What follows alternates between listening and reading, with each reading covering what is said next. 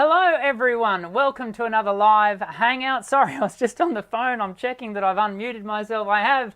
So good to be hanging out with you for the next 3/4 of an hour or so.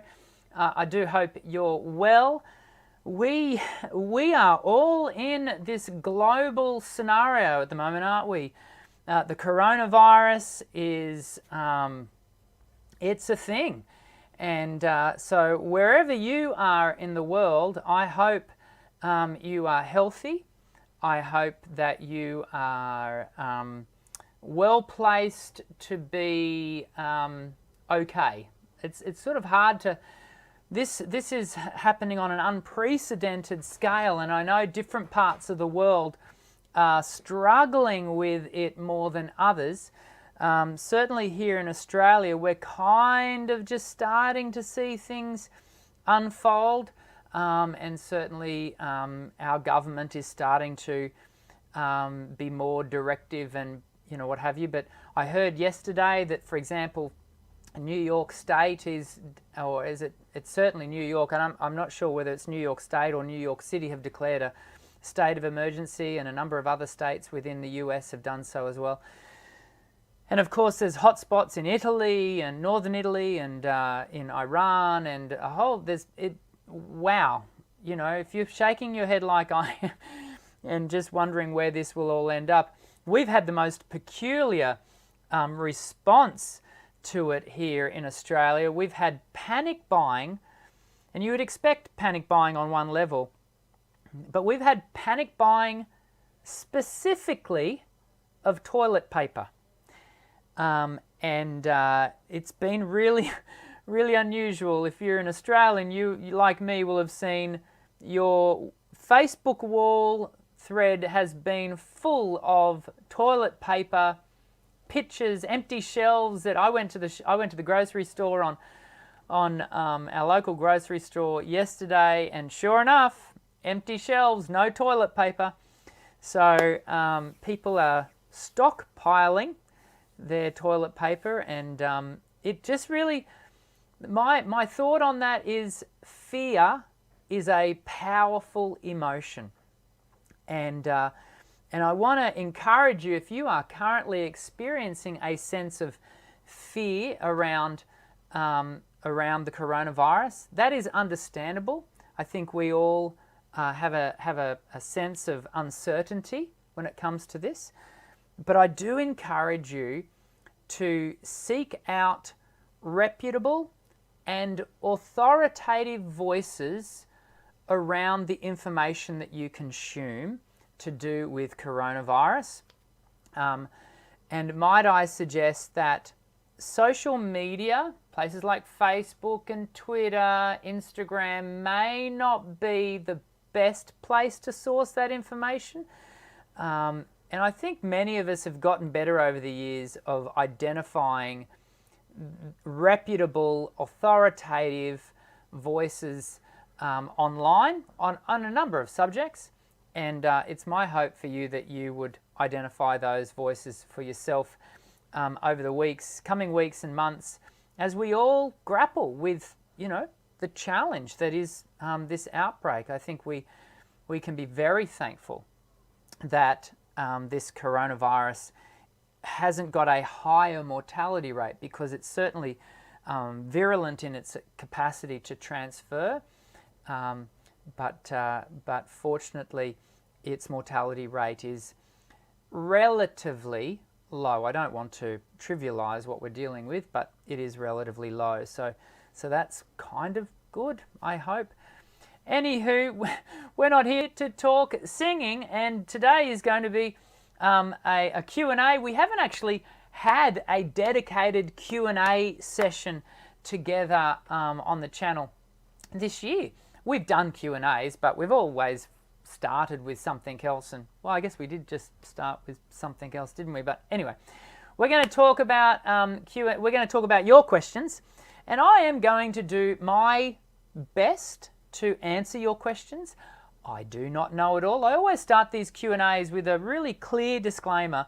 Firstly, I don't know it all. Secondly, you will hear me couch my language and very carefully to ensure that any response I give to your questions, which I encourage you to leave in the comments section, the live chat. Hello to everyone in the live chat. There's quite a few of you this morning.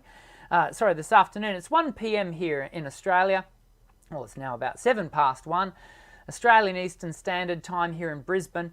Of course, I don't know what time it is in your part of the world. Why don't you let us know in the chat, as well as putting your questions in the chat. Why don't you let us know what time it is, let us know what the weather is like, and you might even like to tell us what sort of impact the coronavirus is having on your part of the world.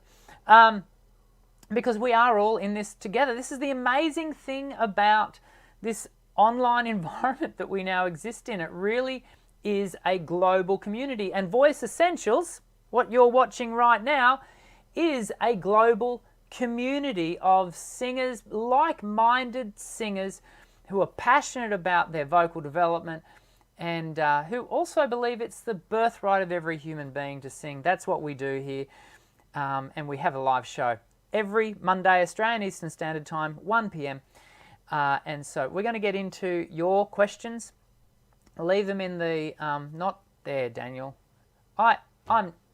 Let's face it, I'm never going to get this right 100% of the time. Like, is it that way? I've got to, because, see, I look over here to see my screen that I'm looking at to read the questions. But on your screen, it's that way. I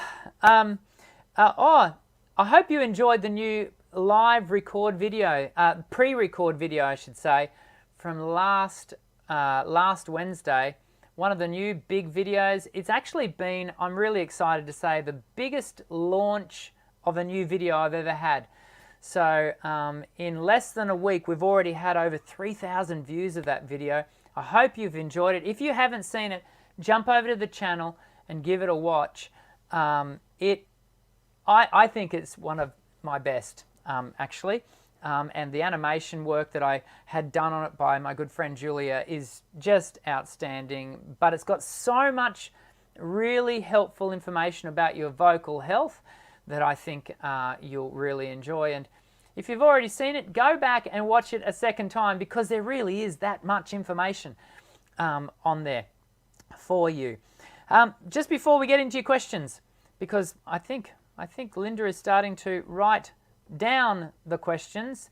We of course had Dr. Shannon Coates last week, which was fantastic. It's always good to have Dr. S on the show, and we talked about, you know, singing terminology and the confusion that can come with that. But it was interesting because our conversation went in a really random tangent, which is really great. Next week, I have got a special guest on the show. Someone, if you are a part of the Facebook community page or group, and many of you are, if you're not, please jump over, search out Voice Essentials Community Facebook group and become a part of that ever-growing community. I think we're up to nearly 800 people on that. There is a wonderful human being on there, a singing teacher from the US, Dawna Thomas, who is going to join us. I want to introduce you to her so that you can put a face to a name and we can hear her voice and meet her and really get to know her, because she leaves the most wonderfully constructive, detailed information and responses to people's videos and questions in the Facebook group, and which I have just been personally really thankful of. So I want to introduce you to her, and we're going to get to know her next week. And so be sure to tune in. If you haven't already, subscribe to the channel, hit the bell icon so that you're always notified of when we're going live, because I don't want you to miss a single show. I think that's enough for that. I think we've got enough questions to get ourselves started. So let's do that right after this.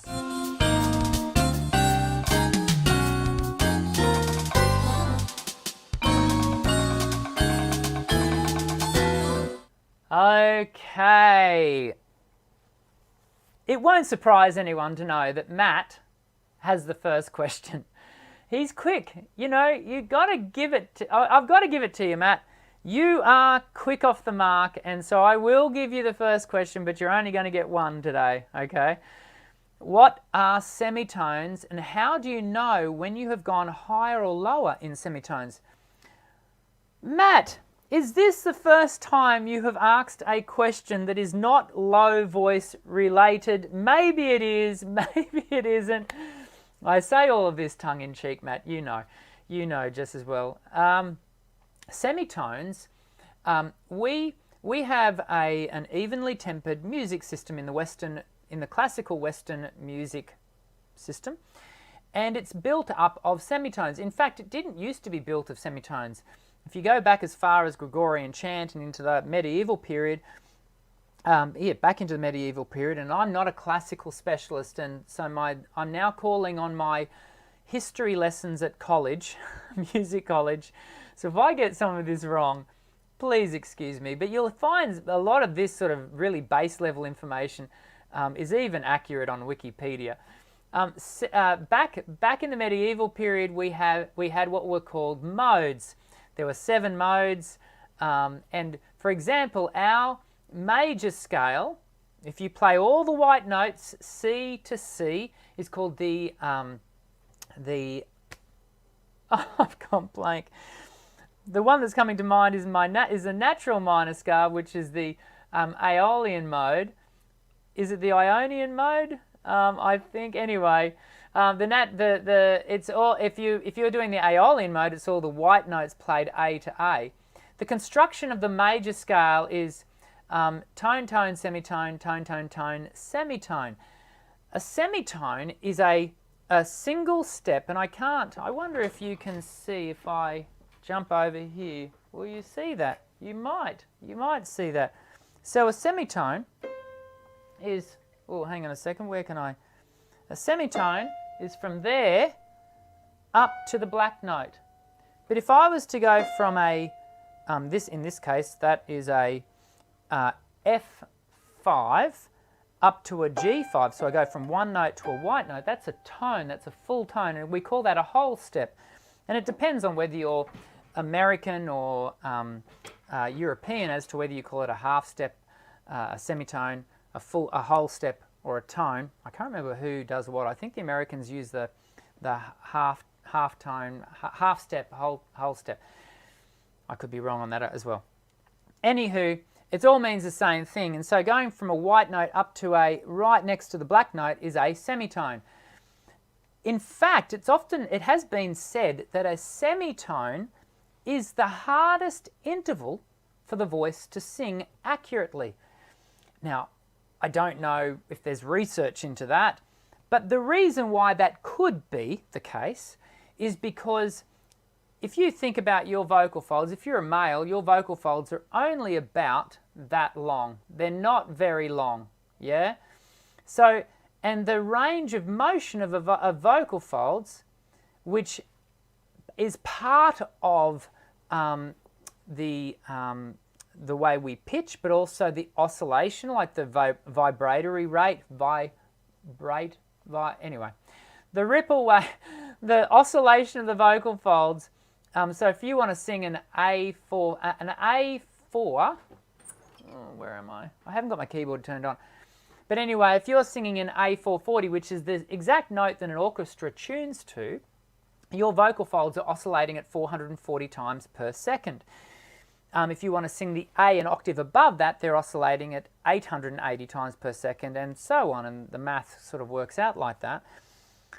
If you move from one semitone to the next, the oscillation change is quite slight, and so the accuracy required to make that change is really minuscule. And I think that may be why, in part, we struggle with the accuracy of a semitone. In Voice Essentials 3, I have actually put an exercise into Voice Essentials 3 exercise collection, an activity that allows us to sing the chromatic scale. A chromatic scale is where we sing all 12 semitones in the chromatic scale of like a major chromatic scale. Do we call it I don't think you call it a major chromatic scale. It's just called a chromatic scale, where we sing all the notes, all the semitones. And whereas if you sing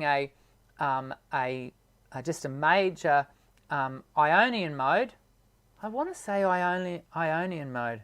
I'm pretty sure. My brain is just not working as well as I would like it to. If you sing that, then you're going tone, tone, semitone, tone, tone, tone, semitone. And the different scales are constructed according to the varying changes of the way we construct those semitones and tones, and the way we order that. And that's how we kind of hear the construction of music. And so I hope that answers your question, Matt. It's been a little while since we had a musical question per se, so I hope that helps. Kim Aquino, nice to have you join us, Kim, from the Philippines. And thank you for the videos. You're welcome. It makes my voice so appealing now. Oh, I'm glad it's helping. My small problem is that it's hard for me to have vibrato when I go higher. And singers will often express a difficulty around their vibrato as they're singing higher. And that is in part driven by the fact that vibrato, what we do know about vibrato, and can I say to you, don't get too hung up on vibrato. In Voice Essentials 3, again, I do have an exploring vibrato activity, but only so you can play around with it and explore it. We know about vibrato is that vibrato onsets into the mechanism when it's mechanically free. And we now know that that would also then implement being acoustically free as well. And so there is a waiver. For those of you who may not know what vibrato is, if I sing a straight note, ya, I can put vibrato into it and you'll hear there's a waiver in that sound. Ya. In classical singing, vibrato is something that we absolutely go in search of to have that be in the sound. In contemporary vocals, we went through a period where we absolutely said no vibrato. Then we kind of got to power ballad era of the late 80s, early 90s, the Mariah Careys, Whitney Houston, Celine Dion's, where we started to hear vibrato at ends of phrases in the contemporary world. Do you know now, actually, it's anything goes. You know, if your voice has vibrato, even to the extent of maybe having a little bit of tremolo, you know, a really quick vibrato, that may build into your vocal signature. And so for good or ill, don't get too caught up on whether you should have it, shouldn't have it. If it's there, great. If it's not, I'm more concerned about your voice being free and being agile, and that's, you know, that's kind of more the cart before the horse before the cart.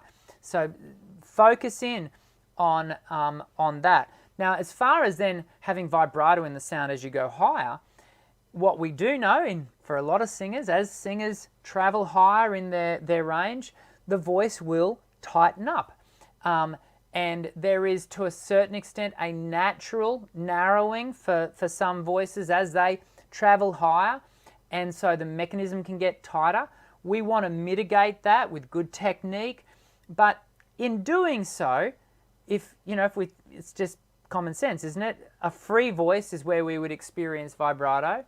As we get higher, if the voice is getting tighter, then that removes the ability to have vibrato. So that may give you some insights into what you're doing. So don't go looking for vibrato higher.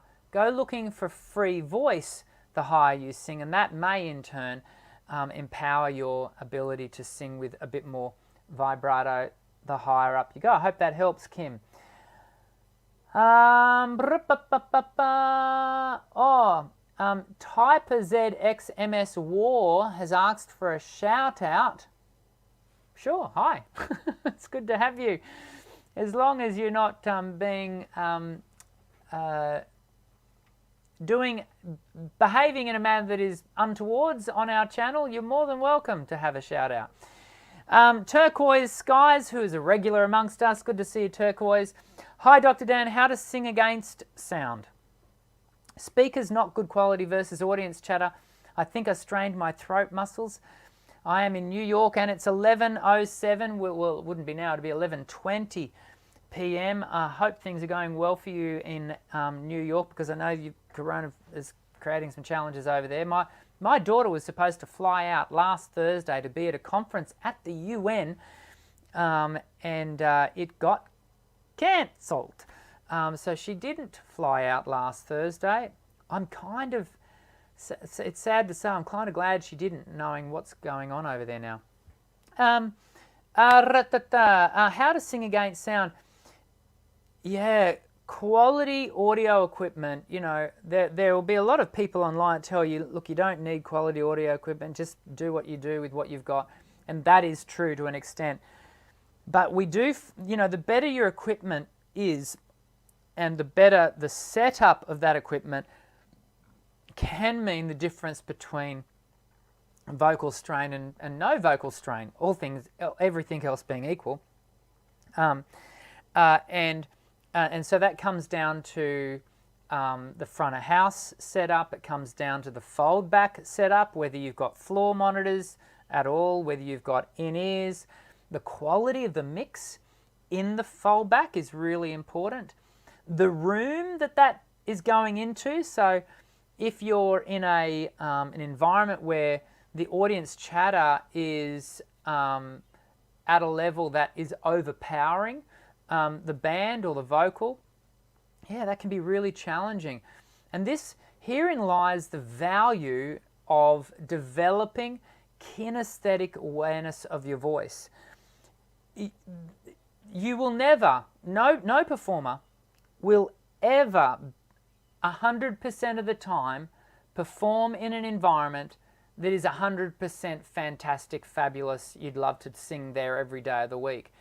Even in environments that, for example, say you have got a residency at a local pub or club, and you sing there maybe you sing there every Thursday, Friday, Saturday night, guaranteed, and if you do this, you'll know this to be true, from night to night, you can leave the system. It's all set up the same. It's the same every time.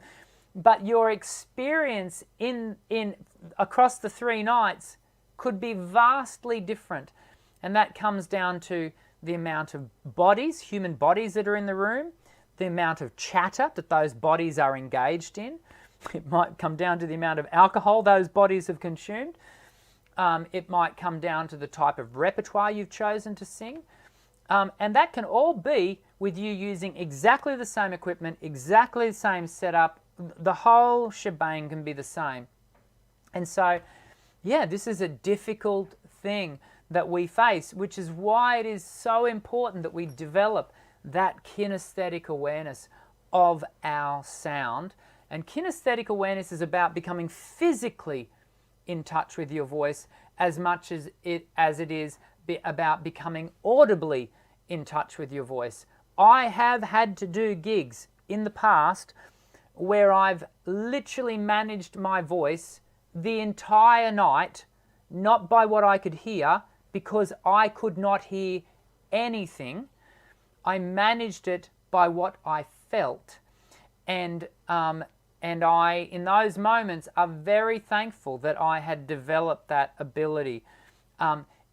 Ultimately, we don't want it to just be feel or just be sound, what we hear. We want to be able to holistically manage the voice, but it is about bringing online that capacity to feel the sound production as much as hear it. I hope that's helpful. Turquoise, sleuthed.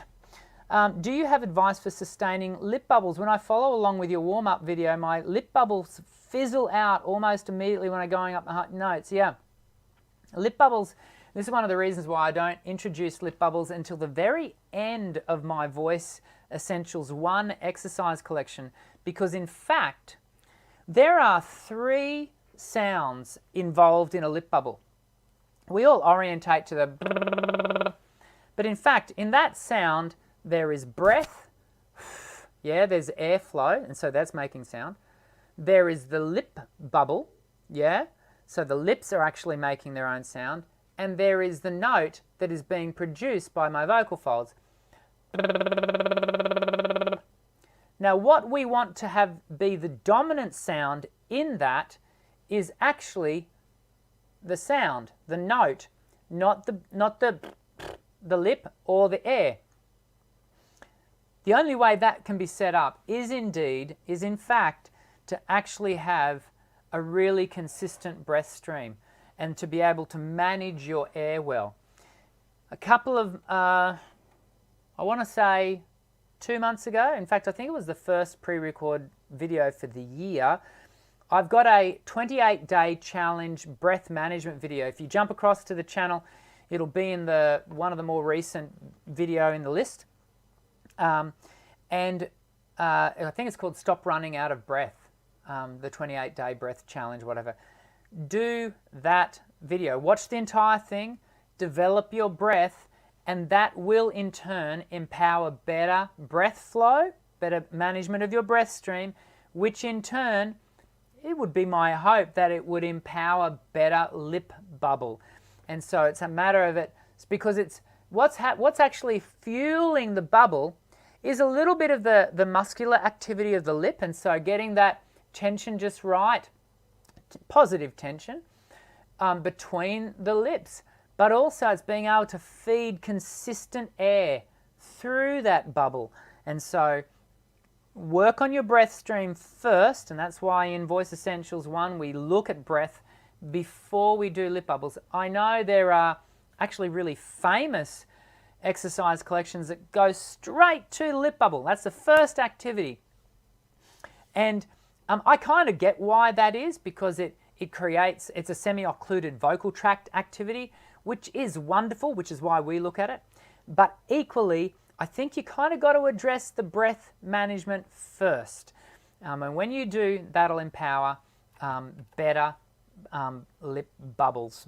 QAC4 has written, my vocal range is about C sharp to A2 flat.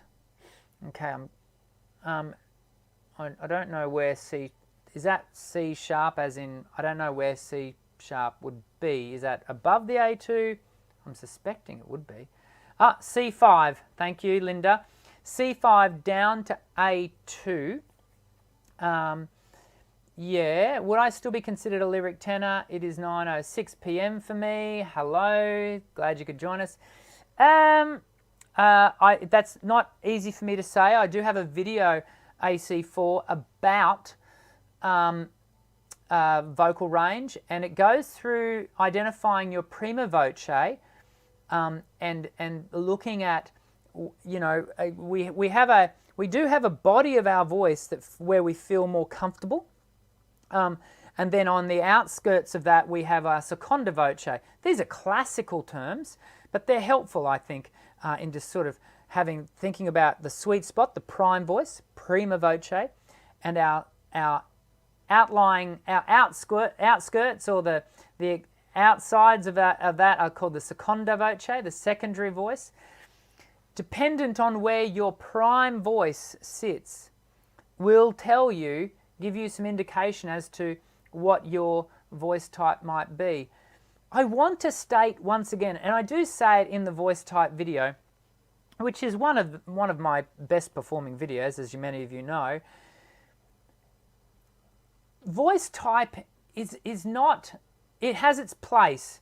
If you are in a community choir, if you're doing music theatre, you know, if you want to be a part of a vocal ensemble, these are all really important places for us to know where you might sit in said choir. If you're a solo artist, I don't think you need to get caught up in your voice type. Just run with what you've got. Learn where you feel comfortable. What will empower your voice type is better technique and developing a framework around, you know, extending and developing your voice. Extending, not with the view, you can't extend your anatomy. Whatever you've been born with, but you know, for most of us, we're not realizing the full potential of that anatomy. And so that's what good technique does, is it helps you to really explore the full aspect of your biology. So don't get too caught up in your voice type, especially if you're a solo artist. Grim Collective Fan Lover. There's always one that makes me laugh. Oh dear, I love the names that people come up with. Grim Collective Fan Lover. I don't even know what that is. What is the best way to sing in the tone of Nick Gurr? P.S. Nick Gurr sings in a unique countertenor tone. Linda's written here, I don't know who Nick Gurr is. I hope you do. I'll have to check him out afterwards. Linda, I'll have to check out who Nick Gurr is, because actually I don't know that name readily either. It certainly doesn't come to the fore for me right now.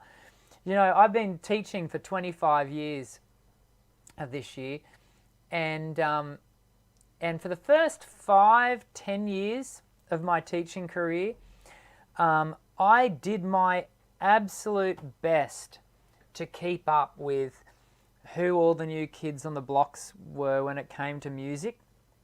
And back then, you still could, you know, because this is back in the mid to late 90s, back when we still had a very small collection of production houses that were feeding us music. And so Spotify, you know, the internet was only a new thing. So Spotify hadn't even been imagined at that point.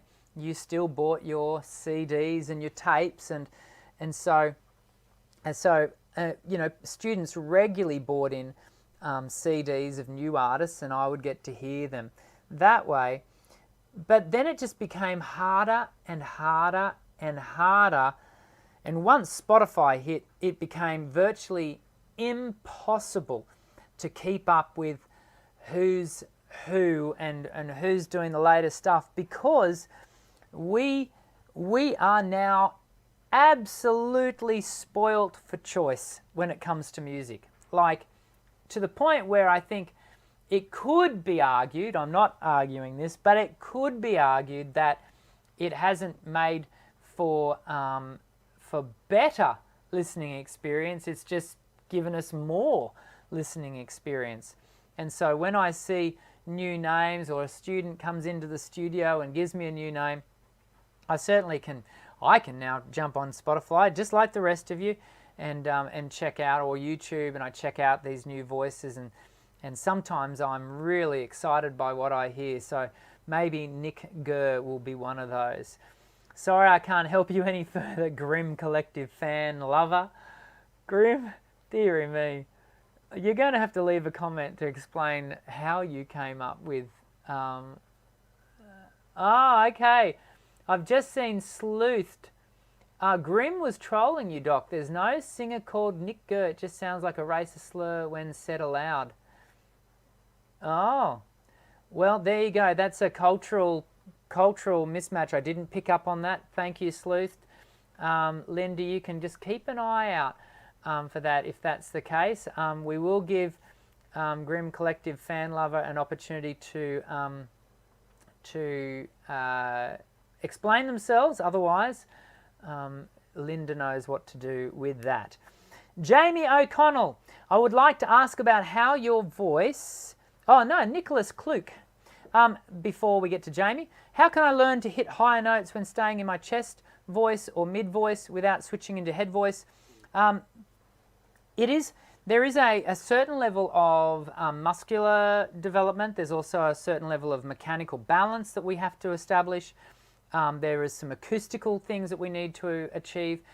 Developing twang and belt are two things that I would really be encouraging you to do. It is also breath management is a big part of it, because what a lot of voices want to do is overblow. They want to overpressurize the voice, and in turn, they find themselves just straining and really, locking down.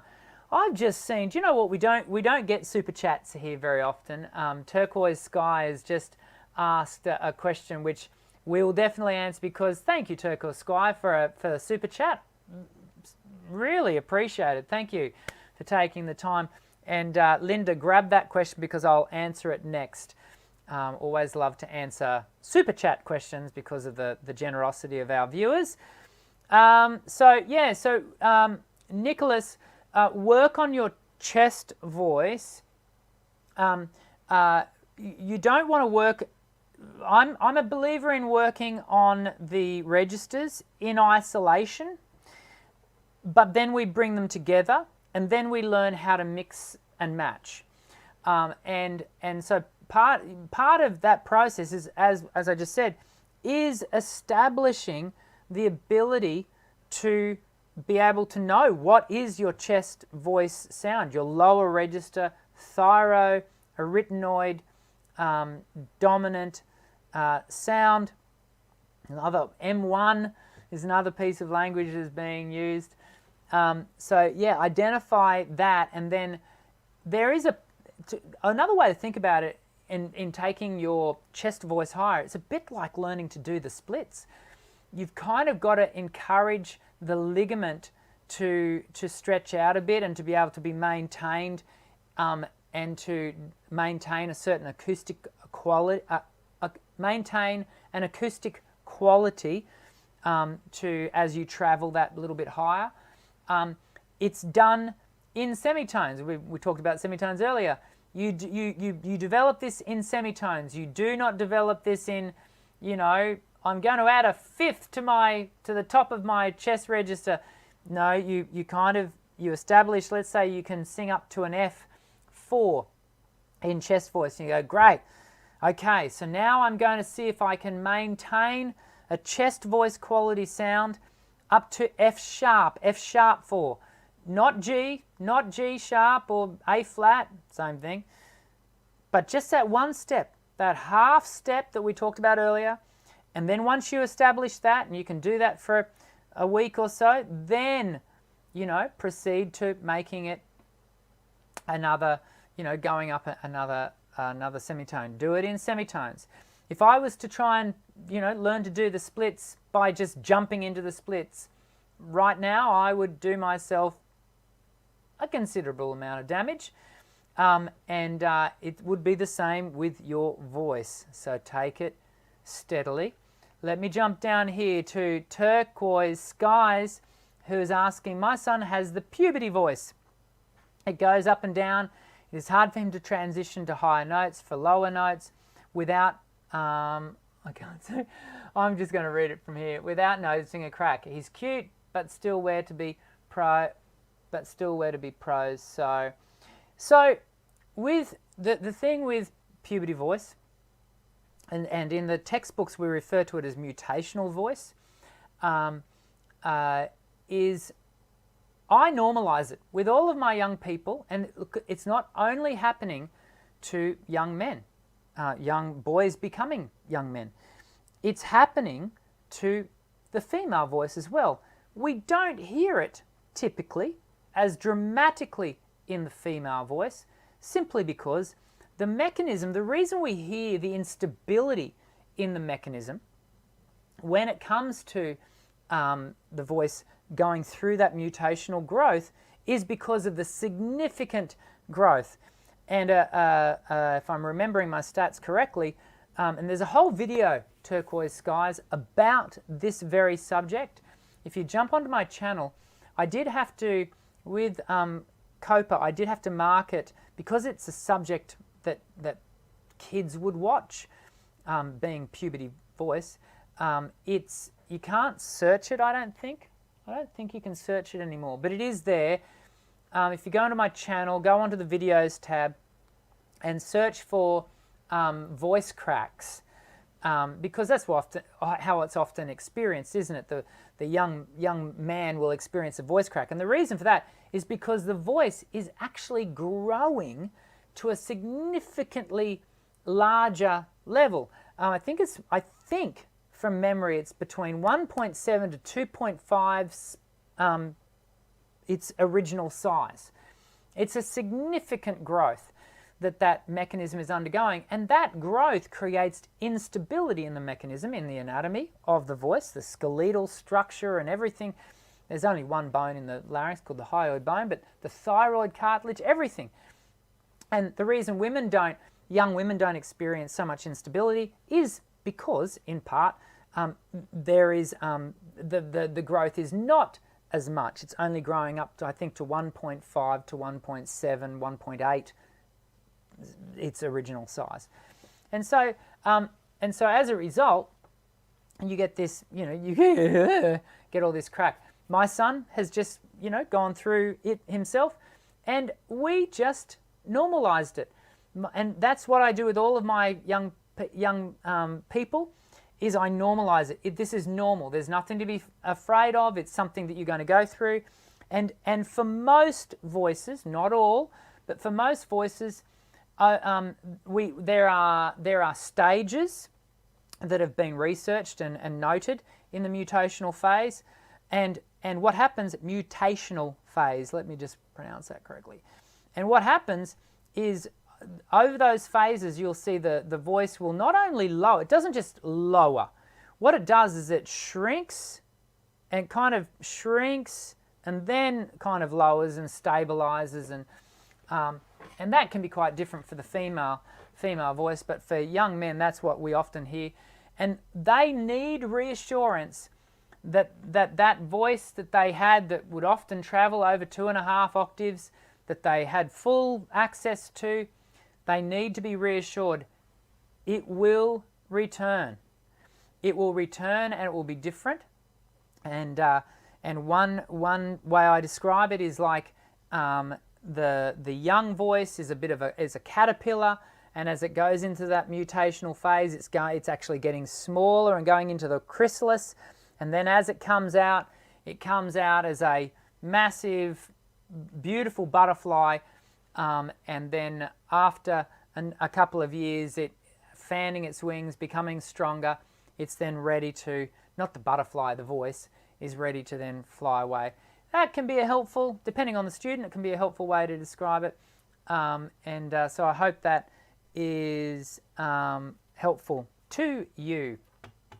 Okay, how are we going for time here? I think we've got time for one more question. Jamie, let's give it to Jamie. For those of you, we have got Q&As coming up, so if I've missed your question today, apologies. But we do have limited time to do this. Jamie has asked, I would like to ask about how your voice sounds to you. I've watched your video regarding the topic. People have complimented my voice, yet I hate my voice still. How can I sound better to myself? Yeah, Jamie, it's an interesting question because so many singers do report that they are challenged by the notion of their own sound. We must always remember that how we hear ourselves in the live production of our sound, acoustically, is unique to every other human being on the planet. That's the first thing to remember. The second thing to know about that then is, in my studio, my students are always practicing on a mic and what have you, and we have a fold-back wedge. And the reason, in part, that we have that is because that I want students to become, excuse me, desensitized, in a sense, to what they hear, to what they have fed back to them, so that they are not shocked, by hearing themselves externally, as well as the internals of that sound. And so when you ask the question of what do I sound to me, it's funny, I don't, through my own bone conduction, and just like the rest of us, I don't hear myself. I know I have a tenor voice. I know it's bright, but I don't hear it as strident as I have had it reported back to me that it can become. I'm quite settled with my own sound. I think in part because I had to work through, in the early days, as I've shared with many of you before, I was called, my nickname at high school was Squeak, and so I had to work through that, and at the time, being a young man, a young teenager, that was a hard thing to work through.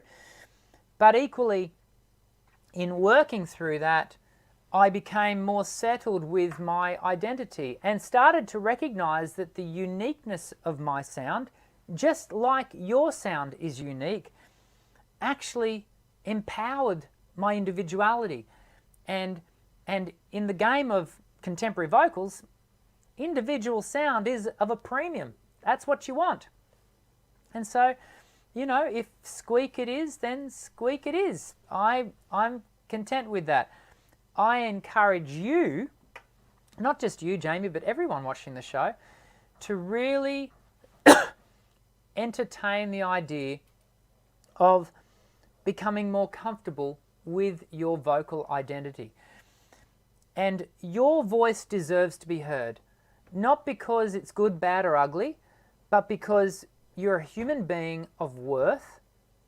And, you know, I know we live in a world where, you know, we're told, you know, there are the beautiful people and the non-beautiful people should never be seen or heard. We're told that there are singers and non-singers and that non-singers shouldn't sing. What a load of hogwash.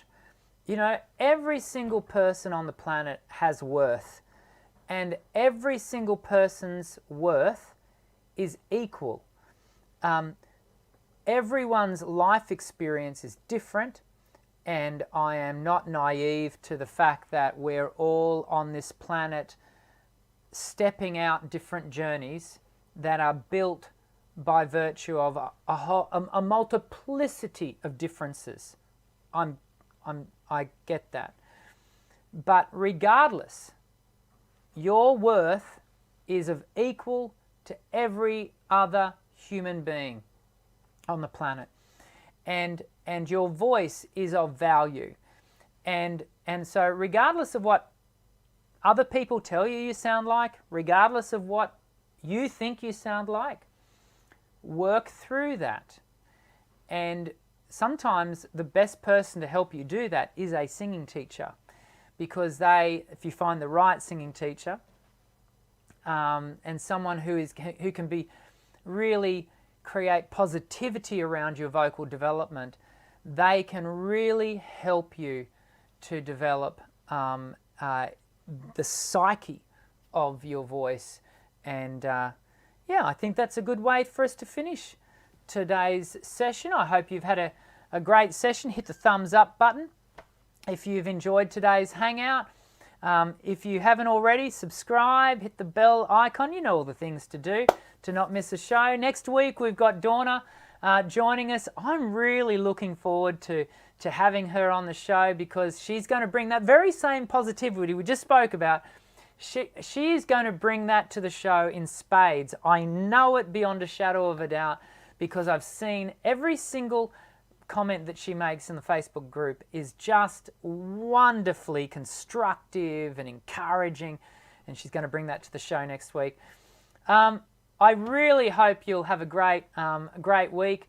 Stay safe, and I look forward to seeing you in the next Voice Essentials Live Hangout. I'm Dr. Dan. Sing well.